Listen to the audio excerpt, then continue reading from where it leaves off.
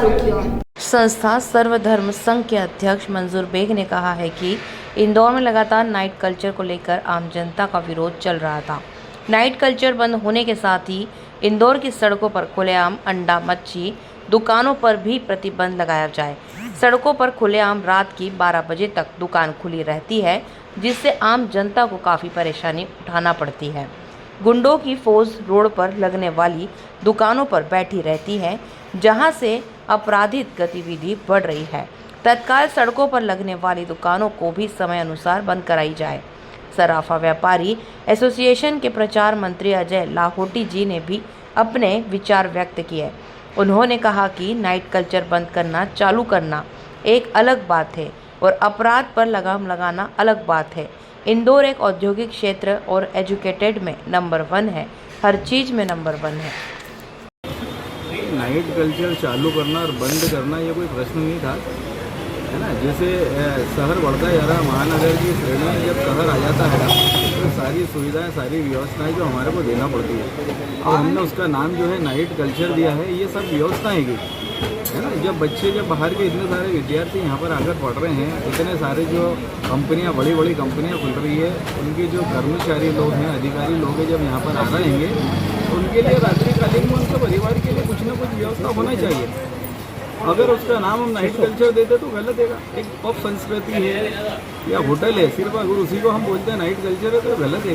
दूसरी चीज़ें जो जरूरी आवश्यक चीज़ें हैं जो रात्रि में मिलना चाहिए, जिसकी व्यवस्था होना चाहिए, उस व्यवस्था को चालू रखना चाहिए। और उसके लिए जो है प्रशासन को, अपना इंदौर प्रशासन, पुलिस प्रशासन बहुत मुस्तैदी से काम करता है, सक्षम भी है। थोड़ी व्यवस्था बढ़ाता तो शायद ये स्थिति नहीं आती कि अपने को ये बंद करना पड़ता है। आपको अगर बंद करना है तो पब को बंद करो। ये जो होटलें, जो अवैध होटलें चलती है ना, जहाँ पर ये अवैध गतिविधियाँ होती है, उनको बंद करना चाहिए, बजाय उसकी कि आप पूरे जो व्यवस्थाओं को बंद कर रहे हैं। व्यवस्थाएँ चालू रहना चाहिए। इतने सारे जो बच्चे पढ़ते हैं, कई बच्चे जो पढ़ते हैं, दिन में कोचिंग जाते हैं, क्लास जाते हैं, पढ़ाई करते हैं, उनको रात्रि को समय मिलता है तो उनकी आवश्यकता की जो चीज़ें हैं वो रात्रि में उनको उपलब्ध हो जाए। होटल के अंदर उनका अगर खाना है सिर्फ वो उनका उपलब्ध हो जाए।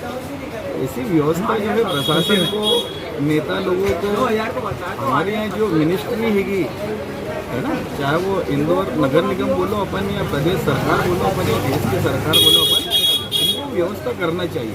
इंदौर अब पहले जैसा छोटा नहीं रहा। इंदौर एक मेडिकल हब हो गया है, एजुकेशन हब हो गया है, इंडस्ट्रीज हब हो गया है।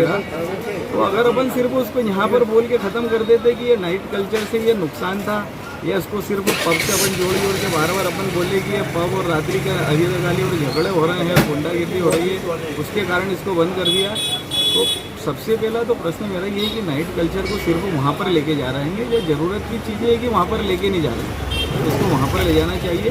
और इसको नाइट कल्चर नहीं बोलते हुए इसको सुविधाओं का घर बोलना चाहिए, सुविधा का इंदौर बोलना चाहिए, और इसको उन चीज़ों को बंद करके और रात्रिकालीन व्यापार को चालू करना चाहिए। मीडिया के माध्यम से मैं बताना चाहता हूँ, जब से इंदौर में नाइट कल्चर लगा था, जब से अपराधों में लगातार बढ़ोतरी हुई है, कहीं ना कहीं इंदौर की जनता को सर झुका नीचे करना पड़ रहा था। आज ये स्थिति है कि पब और बार पर जिस प्रकार की घटना लगातार पिछले कई दिनों से इंदौर के अखबार में, सोशल मीडिया पर आ रही थी, जिससे माँ अहिल्या की नगरी बदनाम हो रही थी, लेकिन जनप्रतिनिधियों ने जो निर्णय लिया और जो बैठक होकर कहा गया कि नाइट कल्चर बंद होगा, ये स्वागत योग्य है।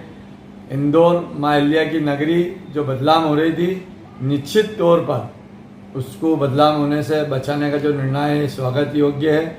मैं एक बात माननीय कलेक्टर साहब से कहना चाहता हूँ कि इंदौर में चौराहे पर, गली नुक्कड़ों पर जो अंडा, मच्छी, मांस की दुकानें लग रही हैं, ये भी समय अनुसार 11:30 बजे बंद होना चाहिए, क्योंकि इन दुकानों पर भी आपराधिक प्रवृत्ति के लोग बैठे रहते हैं, जिससे अपराध में दिन प्रतिदिन बढ़ोतरी हो रही है।